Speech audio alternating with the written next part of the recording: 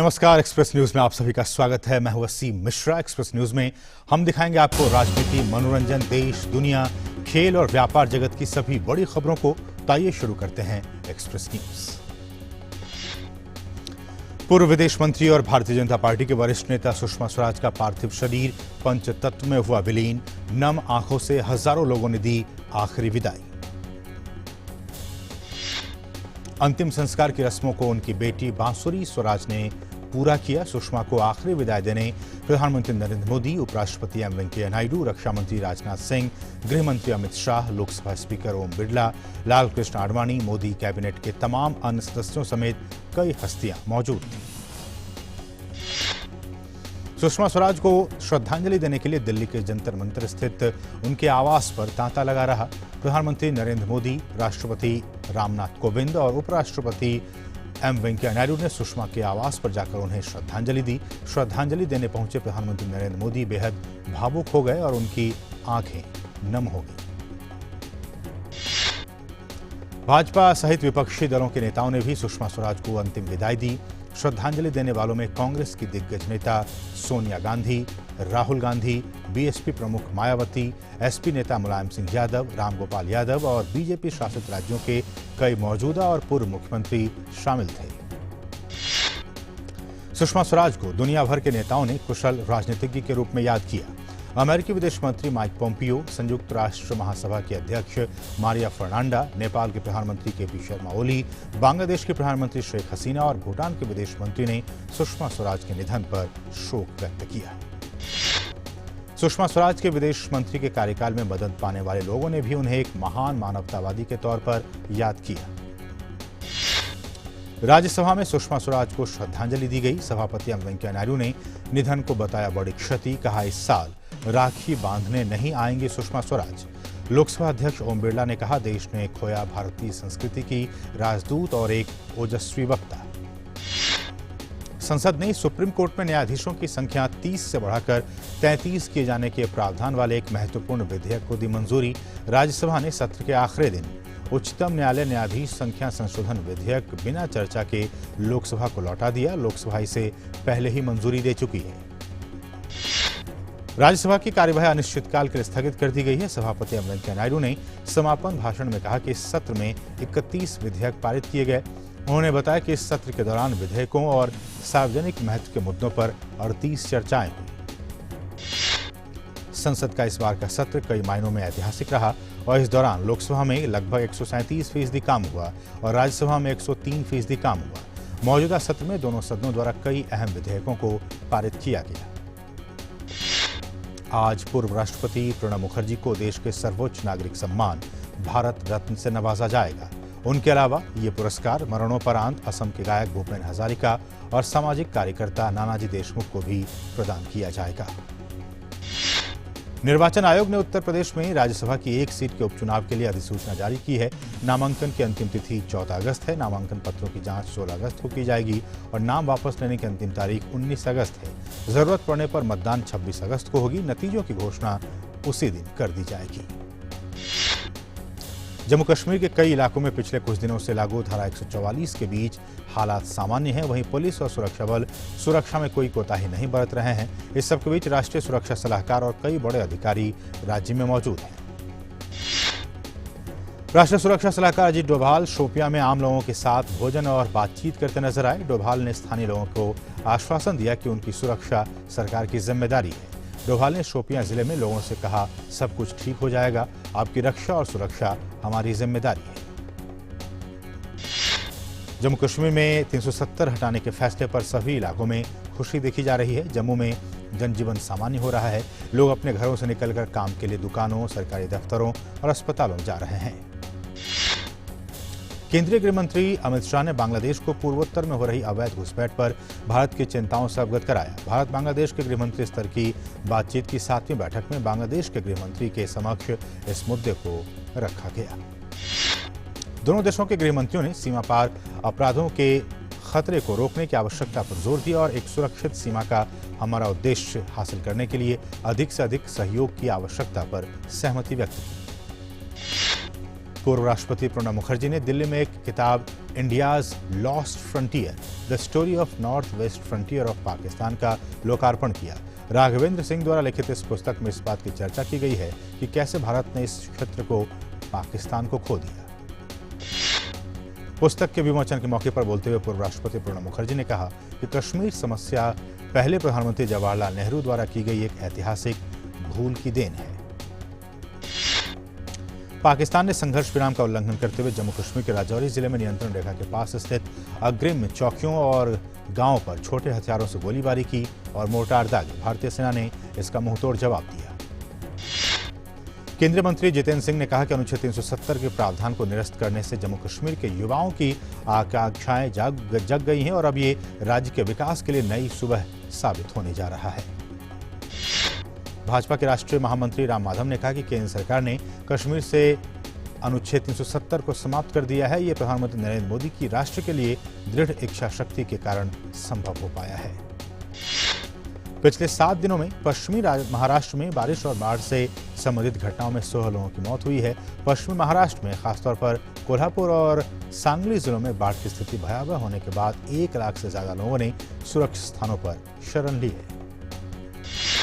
बाढ़ की विभीषिका को देखते हुए महाराष्ट्र के मुख्यमंत्री ने मुंबई में विभिन्न अधिकारियों के साथ एक उच्च स्तरीय बैठक की। मुख्यमंत्री ने अधिकारियों को निर्देश दिया कि बाढ़ प्रभावित इलाकों में लोगों को सभी संभावित मदद पहुंचाई जाए। कर्नाटक के कई हिस्सों में भयंकर बाढ़ की स्थिति बनी हुई है, जिसकी वजह से लगभग 26,000 लोगों को उनके घरों से निकाला गया और पिछले 3 दिनों में बारिश से संबंधित घटनाओं में 5 लोगों की जान जा चुकी है। राज्य में लगातार हो रही मूसलाधार बारिश के कारण सड़क और रेल संपर्क प्रभावित हुआ है। छत्तीसगढ़ के कुछ हिस्सों में पिछले 2 दिनों से हो रही भारी बारिश के कारण जनजीवन प्रभावित हुआ है। वहीं मौसम विभाग ने भारी बारिश की चेतावनी दी है। राज्य के बस्तर में पिछले 2 दिनों से भारी बारिश के कारण कुछ गांवों का जिला मुख्यालय से संपर्क टूट गया है।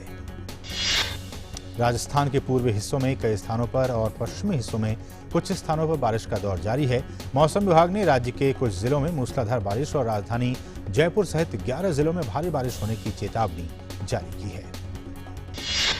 दिल्ली के एम्स ट्रॉमा सेंटर में भर्ती उन्नाव बलात्कार मामले की पीड़िता और उनके वकील की हालत नाजुक बनी हुई है और उन्हें जीवन रक्षक प्रणाली पर रखा गया है।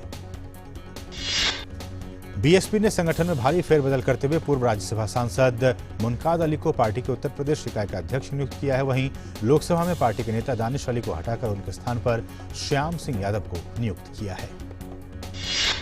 दिल्ली में रहने वाले लोगों को इस साल के अंत तक फ्री वाईफाई सेवा मिलने की उम्मीद है। दिल्ली सरकार की इस योजना के तहत कुल 11,000 जगहों पर फ्री वाईफाई लगाए जाएंगे। उत्तर प्रदेश में यूपी कॉप ऐप से अब घर बैठे आप ई-एफआईआर दर्ज करा सकते हैं। इस तरह ऐप के माध्यम से एफआईआर दर्ज कराने की सुविधा देने वाला यूपी देश का पहला राज्य बन गया है। भारत में नीदरलैंड्स के राजदूत ने उत्तर प्रदेश के मुख्यमंत्री योगी आदित्यनाथ से मुलाकात की। इस मौके पर दोनों पक्षों के बीच परस्पर सहयोग के सहमति पत्र को 5 वर्षों के लिए बढ़ाने के समझौते पर हस्ताक्षर किए गए। अनाज मंडियों के आढ़तियों की चिंताओं का निराकरण करते हुए पंजाब के मुख्यमंत्री अमरिंदर सिंह ने कहा कि अनाज की सरकारी खरीद से उन्हें दूर रखने की कोई योजना नहीं है। पश्चिम बंगाल की मुख्यमंत्री ममता बनर्जी ने डीएमपी के अध्यक्ष एम के स्टालिन की मौजूदगी में पूर्व पार्टी प्रमुख करुणानिधि की पहली पुण्यतिथि पर उनकी प्रतिमा का अनावरण किया। बिहार सरकार ने राष्ट्रीय हरित अधिकरण को जानकारी दी है कि राज्य में गंगा नदी के किनारे 17 शहरों को खुले में शौच से मुक्त घोषित किया गया है। दिल्ली की एक अदालत ने मीडिया को निर्देश दिया है कि वो रिपोर्टिंग के दौरान उन्नाव बलात्कार पीड़िता, उसके परिवार और गवाहों का नाम, पता और मामले के कुछ अन्य पहलुओं को उजागर करने से परहेज करें। दिल्ली की अदालत में आज उन्नाव के दुष्कर्म पीड़िता की सुरक्षा के बारे में सीबीआई अपनी रिपोर्ट दाखिल करेगा, जिसे लखनऊ से लाकर एम्स में दाखिल किया गया है। बीसीसीआई के फैसलों को लोढ़ा कमेटी के सुधारों के साथ लागू करने के मामले पर सुप्रीम कोर्ट में आज सुनवाई होगी। प्रवर्तन निदेशालय ने ऑगुस्टा वेस्टलैंड हेलीकॉप्टर घोटाले से जुड़े धन शोधन के एक मामले में मध्य प्रदेश के मुख्यमंत्री कमलनाथ के भांजे और कारोबारी रतुल पुरी के खिलाफ गैर जमानती वारंट जारी किए जाने के लिए दिल्ली की अदालत का रुख किया है। मद्रास हाईकोर्ट तमिलनाडु के मुख्यमंत्री के पलानीसामी और उप मुख्यमंत्री ओ पनीरसेल्वम के बारे में डीएमके अध्यक्ष एम के स्टालिन के खिलाफ दायर याचिका पर सुनवाई करेगा। दिल्ली हाईकोर्ट आज एक जनहित याचिका पर आगे सुनवाई करेगा, जिसमें कहा गया है कि पूर्वी दिल्ली की गाजीपुर मंडी में मुर्गियों को मारा जा रहा है और उनका गैर कानूनी व्यापार किया जा रहा है। एनसीएलटी मुंबई में जेट एयरवेज के 6 मंजिला मुख्यालय के मालिक की याचिका पर आगे सुनवाई करेगा, जिसमें उसने अपनी संपत्ति पर कब्जे से संबंधित अंतिम फैसले के खिलाफ अर्जी दायर की है। एनसीएलटी की मुंबई शाखा आज आर्सेलर मित्तल की याचिका पर सुनवाई करेगा, जिसमें ईसीआईएल को हासिल करने के लिए रॉयल पार्टनर्स की बोली को चुनौती दी गई है। रिजर्व बैंक ने मौद्रिक नीति की समीक्षा में रेपो रेट में 0.35% की कटौती का ऐलान किया है। लगातार चौथी बार आरबीआई ने रेपो रेट में कटौती की है। आरबीआई अब बैंकों को 5.40% पर कर्ज देगा।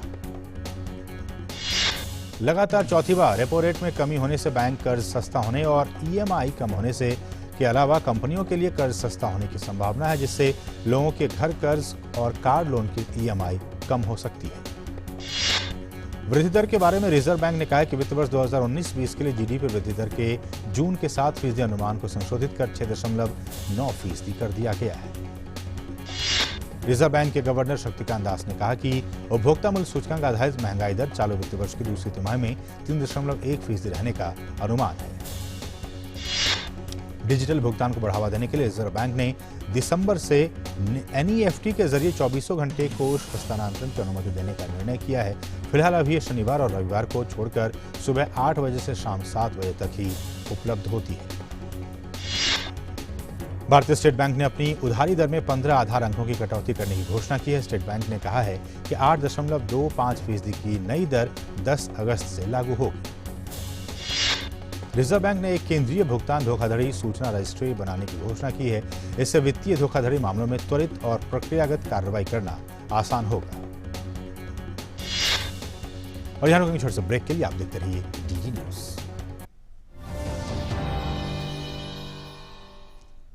तो याद है ना बच्चों, 8 अगस्त को राष्ट्रीय कृमि मुक्ति दिवस है। मैम, कृमि से बचने के लिए हमें क्या करना चाहिए? खुले में शौच ना जाएं। खाना खाने से पहले और शौच जाने के बाद साबुन से हाथ जरूर धोएं। खाना ढककर रखें। अपने आसपास सफाई रखें। नाखून छोटे और साफ रखें। जूते हमेशा पहन कर रखें। जब कृमि नियंत्रण की दवाई स्कूल और आंगनवाड़ी में दी जाए, तब दवाई जरूर खाएं। कृमि से छुटकारा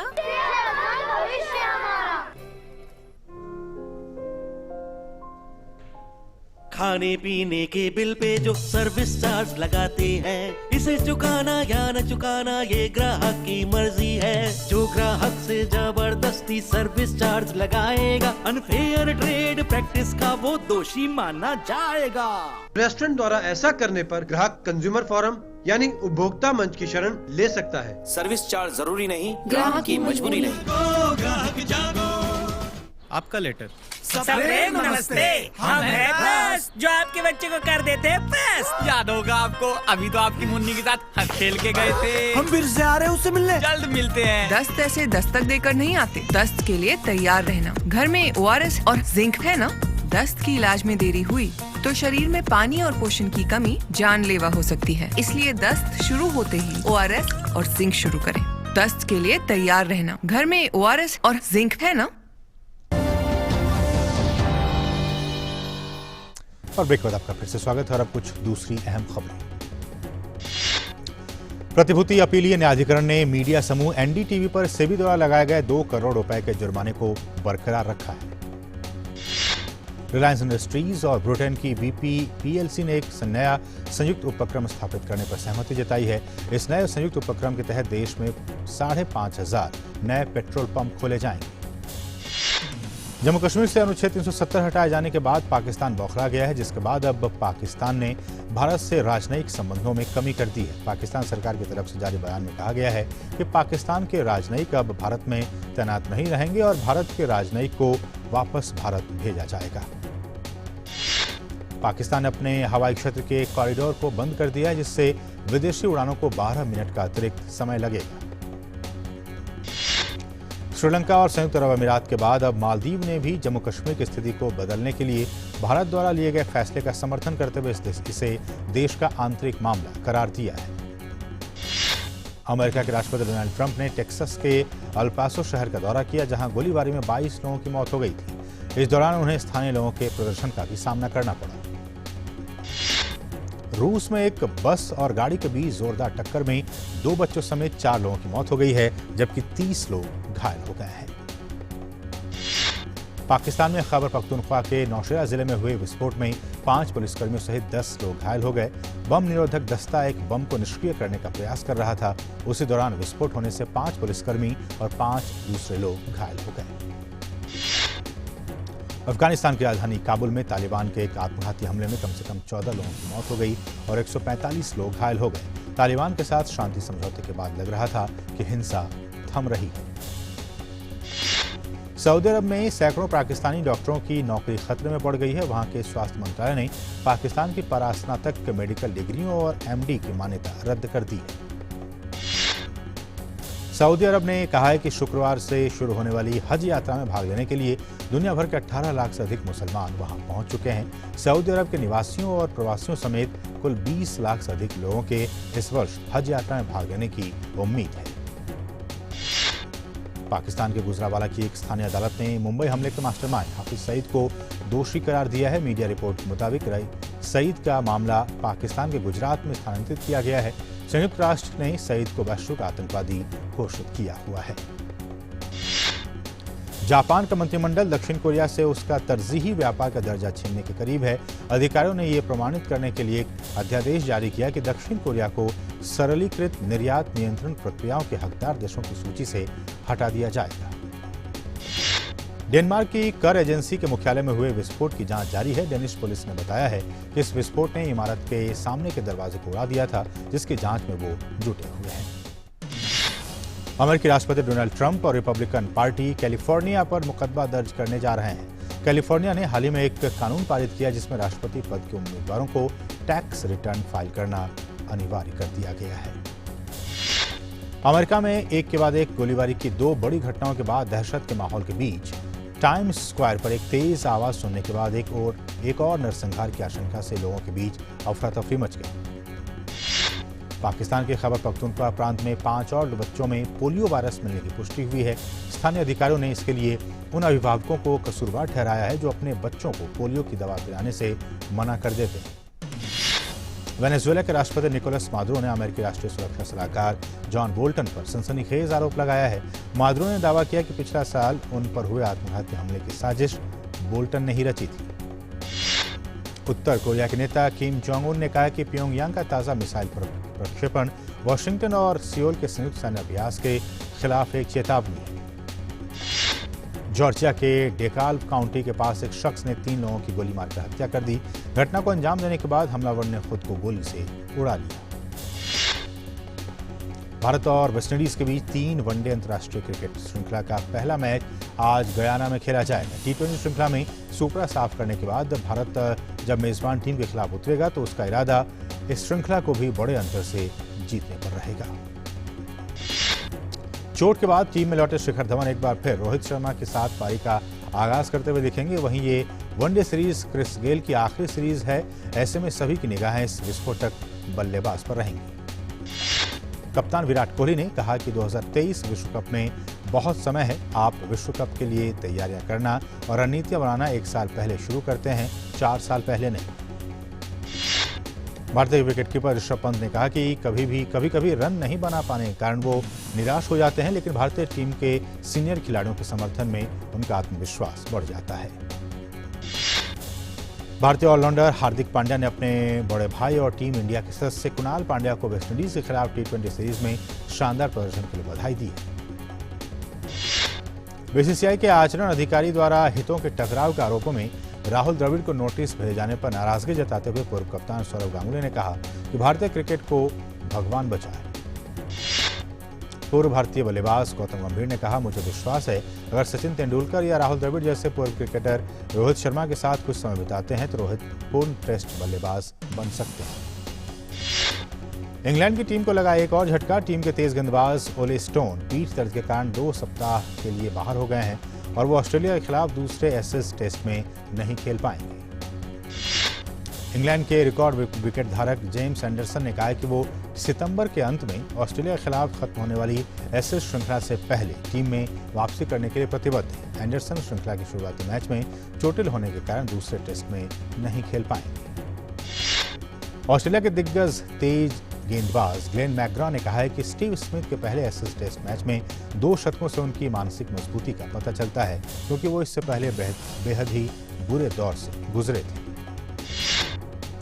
ऑस्ट्रेलियाई कोच जस्टिन लैंगर का मानना है कि स्टीव स्मिथ भारतीय कप्तान विराट कोहली की तरह दुनिया के सर्वश्रेष्ठ बल्लेबाज हैं। जब टीम मुश्किल में हो तो स्टीव से बेहतर बल्लेबाज और कोई नहीं हो सकता है। पूर्व तेज गेंदबाज रमेश रत्नायके को न्यूजीलैंड के खिलाफ होने वाली टेस्ट सीरीज के लिए श्रीलंका का अंतरिम कोच बनाया गया। वहीं श्रीलंका ने मुख्य कोच चंडिका हथुरुसिंघा को निलंबित कर दिया है। पाकिस्तान के कोच पद से हटाए गए मिकी आर्थर ने कहा है कि पाकिस्तान क्रिकेट बोर्ड के इस फैसले से वो निराश और आहत हैं। आर्थर ने कहा, मैंने पाकिस्तान क्रिकेट को आगे बढ़ाने के लिए अपनी तरफ से हर संभव प्रयास किया।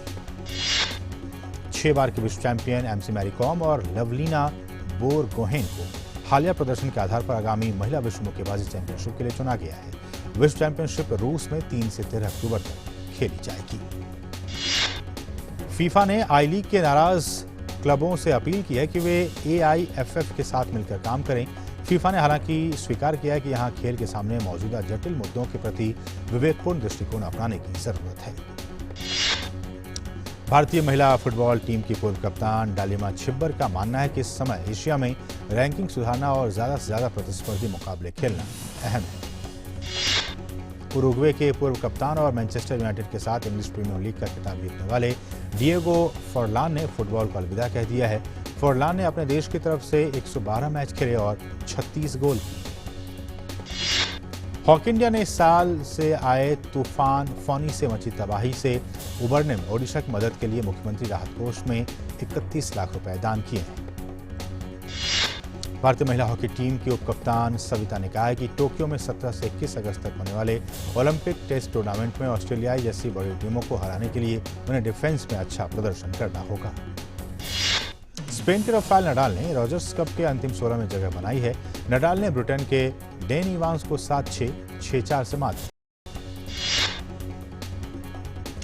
कौन बनेगा करोड़पति के नए सीजन में केबीसी के ट्यून में बदलाव करने की तैयारी चल रही है, जिससे कि शो को दर्शकों के लिए ज्यादा मनोरंजक बनाया जा सके। संगीतकार जोड़ी अजय अतुल ट्यून में थोड़ा बहुत बदलाव कर इसे अपना स्पेशल टच देने जा रहे हैं। अभिनेत्री रकुल प्रीत सिंह अपनी आने वाली फिल्म मरजावा के लिए बेली डांसिंग का प्रशिक्षण ले रही हैं, जिससे कि फिल्म में अपने किरदार की भूमिका वो अच्छी तरह से निभा सकें। उन्होंने कहा कि ये नृत्य शैली बहुत ही कठिन है और इसके सभी मूव्स को सही ढंग से करना आसान नहीं है। अभिनेत्री जैकलिन फर्नांडिस ने कहा है कि हिंदी सिनेमा में काम करने की प्रेरणा उन्हें संजय लीला भंसाली के फिल्मों को देखकर मिली है। जैकलिन ने कहा कि संजय लीला भंसाली की फिल्मों से वो उन्होंने बहुत प्रभावित किया है। टेलीविजन अभिनेता करण टेकर इस बार टीवी के पर्दे पर एक्टिंग से हटकर कुछ करने जा रहे हैं। वो आगामी Indian film festival of Melbourne award gala की मेजबानी करते नजर आएंगे। बॉलीवुड के दिग्गज फिल्म निर्माता और ऋतिक रोशन के नाना जे ओम प्रकाश का 93 वर्ष की उम्र में निधन हो गया है। जे ओम प्रकाश का अंतिम संस्कार मुंबई के विले पार्ले में किया गया। अमिताभ बच्चन, धर्मेंद्र सहित फिल्म जगत की नामचीन हस्तियों ने नम आंखों के साथ श्रद्धांजलि दी। फिल्म रब ने बना दी जोड़ी के गाने तुझ में रब दिखता है को YouTube पर 20 करोड़ से अधिक बार देखा जा चुका है। संगीतकार सलीम सुलेमान की जोड़ी के सलीम मर्चेंट इस बात से काफी रोमांचित हैं। उन्होंने कहा कि शाहरुख खान और अनुष्का शर्मा स्टारर इस फिल्म के गाने टाइमलेस हैं। लंदन के आर्डिगली कॉलेज से अपने ग्रेजुएशन की पढ़ाई पूरी करने के बाद सुपरस्टार शाहरुख खान की बेटी सुहाना खान ने अंग्रेजी short film the great part of blue से एक्टिंग में डेब्यू करने जा रही हैं। सुहाना के प्रशंसक भी बड़ी बेसब्री के साथ उनके फिल्म का इंतजार कर रहे हैं। अभिनेता प्रभास ने अपनी आगामी फिल्म साहो के लिए अपनी फिल्मों की रिलीज को स्थगित करने के लिए निर्देशकों और निर्माताओं को धन्यवाद कहते हुए एक नोट साझा किया है। अभिनेत्री भूमि पेडनेकर का कहना है कि वो काफी खुशनसीब है कि उन्हें देश के कुछ सर्वश्रेष्ठ फिल्मकारों का भरोसा मिला। पेडनेकर ने साल 2015 में अपने एक्टिंग करियर की शुरुआत की थी। प्रभास और श्रद्धा कपूर स्टारर फिल्म साहो में चंकी पांडे विलेन के रूप में नजर आएंगे। फिल्म में चंकी देवराज के रोल में होंगे। उनका फर्स्ट लुक रिलीज कर दिया गया है, जिसमें एक्टर बेहद खतरनाक नजर आ रहे हैं। तो एक्सप्रेस न्यूज में फिलहाल इतना ही। हमें और हमारी पूरी टीम को दीजिए अनुमति। नमस्कार।